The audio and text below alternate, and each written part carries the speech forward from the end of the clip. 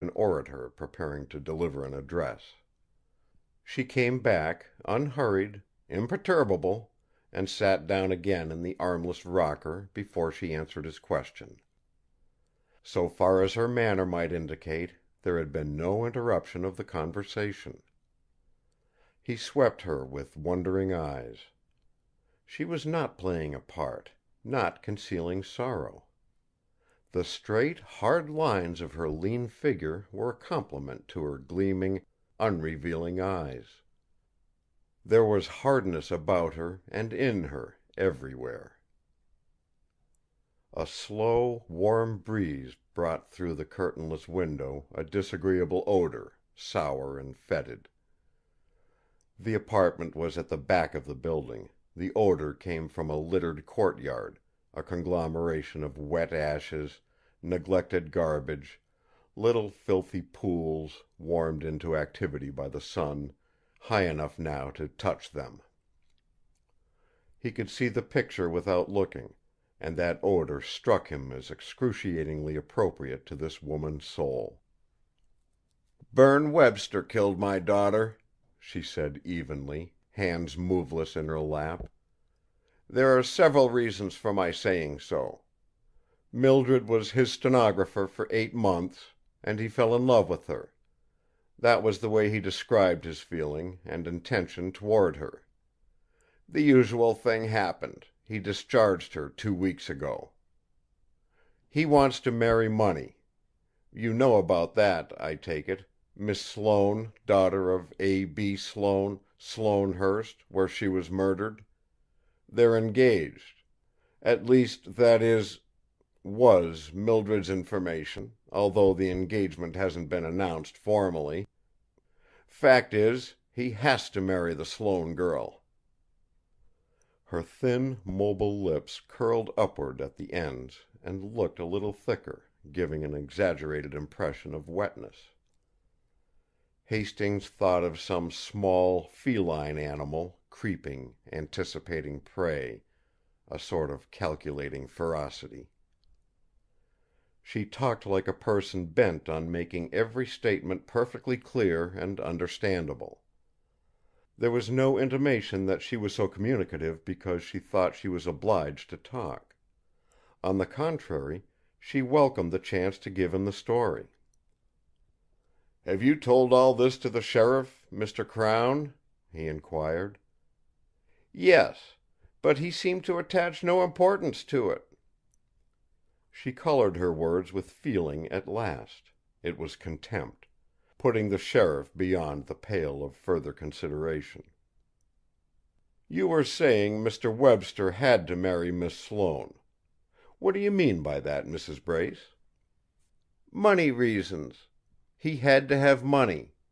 His bank balance is never more than $1,000.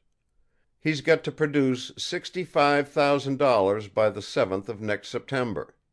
This is the 16th of July. Where is he to get all that? He's got to marry it."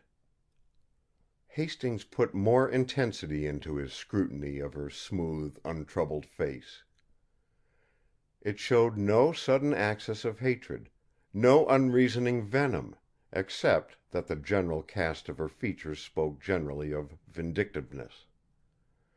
She was unmistakably sure of what she said.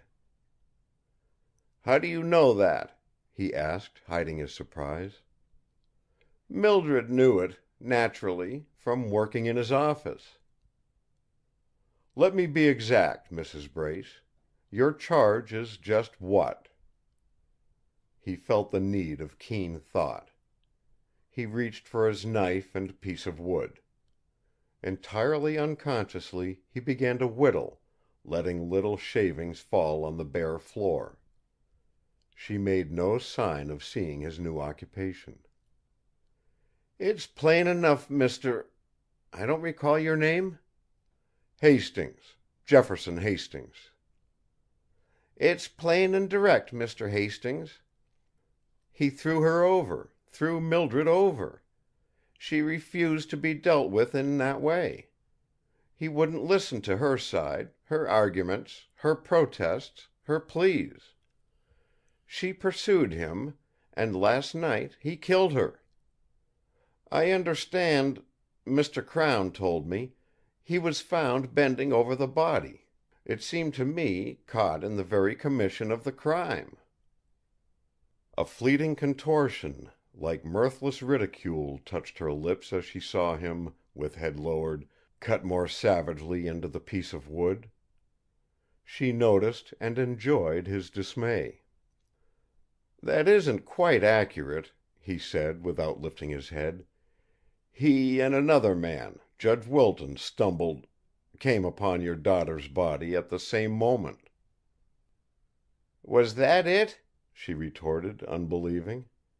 When he looked up, she was regarding him thoughtfully, the black brows elevated, interrogative.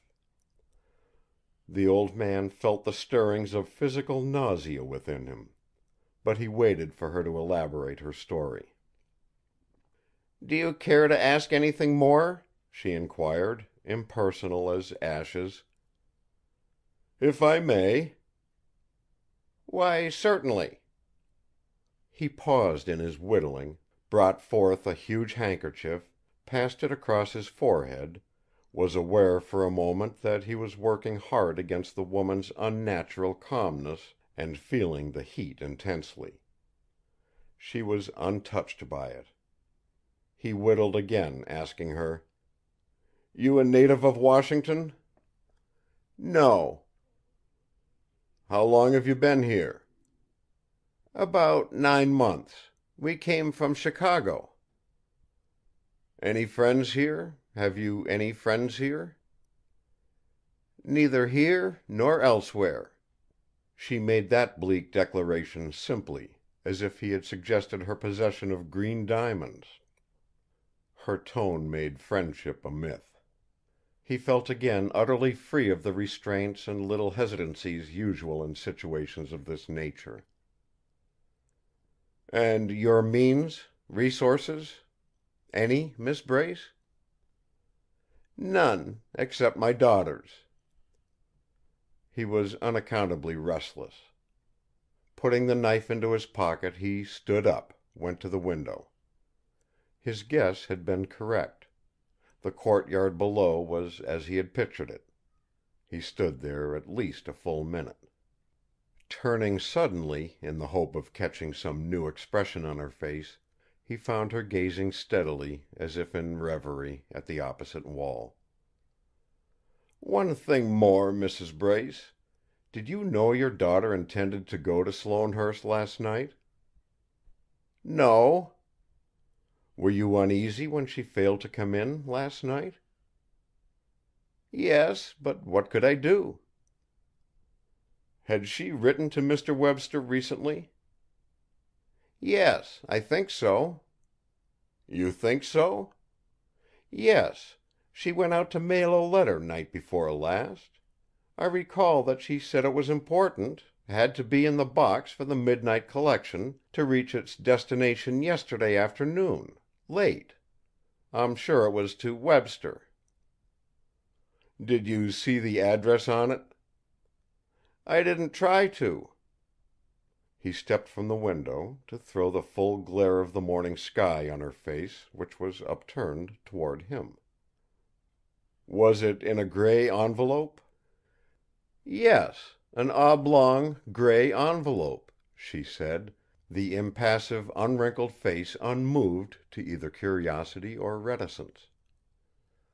With surprising swiftness he took a triangular piece of paper from his breast pocket and held it before her. "Might that be the flap of that grey envelope?" She inspected it while he kept hold of it. "Very possibly." Without leaving her chair, she turned and put back the lid of a rickety little desk in the corner immediately behind her. There, she showed him, was a bundle of grey envelopes, the corresponding paper beside it. He compared the envelope flaps with the one he had brought. They were identical.